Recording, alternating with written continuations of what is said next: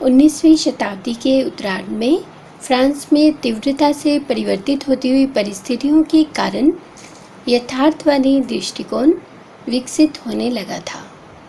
इससे कला के क्षेत्र में व्यापकता आई तथा कलाकार अपनी स्वाभाविक रुचियों के अनुसार निजी विचारों को लेकर भावाभिव्यक्ति करने लगा। यह प्रवृत्ति स्वच्छंदतावादी कला आंदोलन में से ही उत्पन्न हुई थी।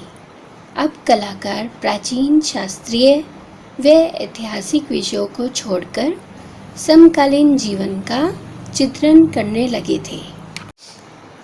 काव्य में प्रवृत्ति के कलाकारों ने प्रकृति चित्रण को महत्व दिया, तो दूसरी ओर समाज से प्रेरित कलाकारों ने पीड़ित जनता के दुखी जीवन का मार्मिक चित्रण किया। पहले अर्थ में अभिव्यक्ति महत्वपूर्ण थी। प्रकृति का प्रत्यक्ष चित्रण करने वाले कलाकार, जिनमें रूसो, चार्ल्स मिले तथा कोरो प्रमुख थे, पेरिस के निकट बारबीजा नामक एक गांव में जाकर चित्रण करते थे। इसीलिए ये चित्रकार बारबीजा चित्रकार कहलाए। दूसरे अर्थ में नैसर्गिक रूप तथा विषय महत्वपूर्ण थे। कुछ यथार्थवादी कलाकारों ने पारिवारिक जीवन के प्रंश, पिकनिक, घरेलू खेल, उत्सव, त्योहार आदि उत्फुल्ल दृश्यों को चित्रित किया। ऑनोरे दौम्य। यथार्थवादी आंदोलन का प्रारंभ ऑनोरे दौम्य की कला में मिलता है। इन्होंने मानव की कमजोरियों, विवशता व अहंकार का व्यंग्यपूर्ण चित्रण किया। इन्होंने अपना कला जीवन व्यंग्य चित्रकार के रूप में प्रारंभ किया तथा इसके पश्चात 40 वर्षों के कार्यकाल में लगभग 4000 व्यंग्य चित्र, रेखा चित्र व तेल चित्रों का निर्माण किया। ये सब कृतियाँ यथार्थवादी कला के श्रेष्ठ उदाहरण हैं। दौम्य की कला तत्कालीन परिस्थितियों का दर्पण है।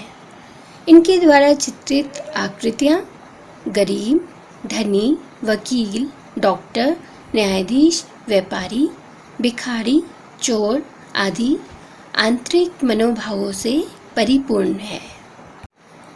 गोया की भांति दौम्य असत्य, पाखंड व अन्याय से घृणा करते थे। व्यंग्य चित्र द्वारा राजा की निंदा करने के कारण उनको कारावास की सजा हुई।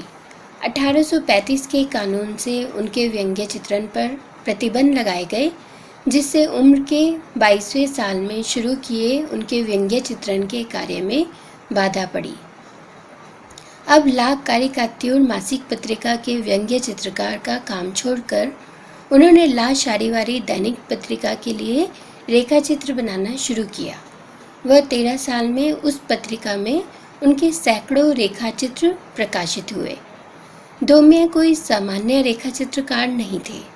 वे असाधारण प्रतिभा के कलाकार थे और उनके रेखा चित्रों की तुलना रेम्ब्रांट, रूबेंस जैसे श्रेष्ठ कलाकारों के रेखा चित्रों से की जा सकती है।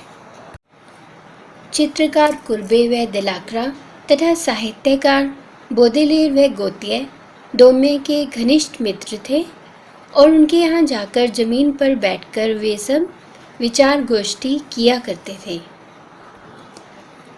एक रोज जब दौम्य लिथोग्राफ बनाने में व्यस्त थे, तब उनमें से किसी ने धीमी आवाज में कहा, देखो वृद्ध दौम्य को कितना काम करना पड़ता है। यह सुनकर दौम्य ने कहा, मुझे काम करना पड़ रहा है, यह कोई बुरी बात नहीं है, किंतु आँख कमज़ोर होने से मुझे अत्यधिक परिश्रम करना पड़ता है। किंतु दयालु मित्रों, मैं याद दिलाना चाहता हूँ कि आपको आमदनी है और मेरे लिए है कला प्रेमी रसिकगण, और मैं कला प्रेमी रसिकगण को ही चाहता हूँ। उनके जीवन में ऐसा ही हुआ, जिसको वे चाहते थे वह रसिकगण उनको मिले और वे लोकप्रिय व्यंग्य चित्रकार के रूप में प्रसिद्ध हुए, परंतु उनको आमरण आर्थिक कठिनाइयों का सामना करना पड़ा।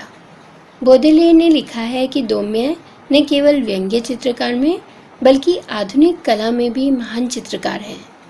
दौम्य के रेखा चित्रों को देखकर बॉलजॉक ने लिखा है, कि इस चित्रकार के भीतर माइकल एंजेलो छिपकर बैठे हैं। 19वीं शताब्दी के श्रेष्ठ कलाकारों में से ऑनोरे दौम्या ही एक ऐसे कलाकार थे जिन्होंने कला की कोई विधिवत शिक्षा नहीं ली थी। केवल निरीक्षण द्वारा मानव शरीर रचना, पोशाक, बाह्य एवं घरेलू वातावरण का बारीकियों से सूक्ष्म चित्रण आश्चर्यजनक है। दौम्या यथार्थवादी चित्रकार के रूप में प्रसिद्ध हैं, किंतु उनकी कला में इतने विविध गुण हैं कि उन्हें किसी वाद में सीमांकित करना उचित प्रतीत नहीं होता। उनके सरल व प्रभावी रेखांकन की तुलना रेम्ब्रांट के रेखांकन से की जा सकती है। रेम्ब्रांट ने धार्मिक विषयों को चित्रित किया, जबकि दौम्या ने सामान्य आदमी के दैनंदिन जीवन को विषय के रूप में चुना। गुस्ताव कुर्बे। दौम्या के पश्चात यथार्थवाद के प्रणेताओं में गुस्ताव कुर्बे को सर्वप्रमुख स्थान मिला। इन्होंने प्रारंभ में दैनिक जीवन, अनावृताओं, स्थिर जीवन, समुद्री व प्राकृतिक दृश्यों का चित्रण किया। ये आदर्शवाद, शास्त्रीयतावाद एवं स्वच्छंदतावाद के विरोधी थे। ये केवल एक जनवादी आंदोलन समझते थे। इनकी दृष्टि में श्रमिकों एवं कृषकों का चित्रण ही सर्वश्रेष्ठ विषय था। ये दृश्य में से काट छाट करना अनुचित समझते थे, किंतु यह सिद्धांत उनकी कलाकृतियों में दृष्टिगत नहीं होता। कुर्बे ने चित्रण के सामान्य विषयों, किसान, सामान्य स्तर के पुरुष, वन व समुद्र के प्राकृतिक दृश्य, फूलदान आदि का चयन किया। अपनी विद्रोही प्रवृत्ति के कारण इन्होंने उन नवीन परंपराओं को आगे बढ़ाया जिन्हें अन्य कलाकारों ने निराश होकर छोड़ दिया था। तत्कालीन समाज का यथार्थ चित्रण करने के कारण इन्हें शैतान व विद्रोही कहा गया।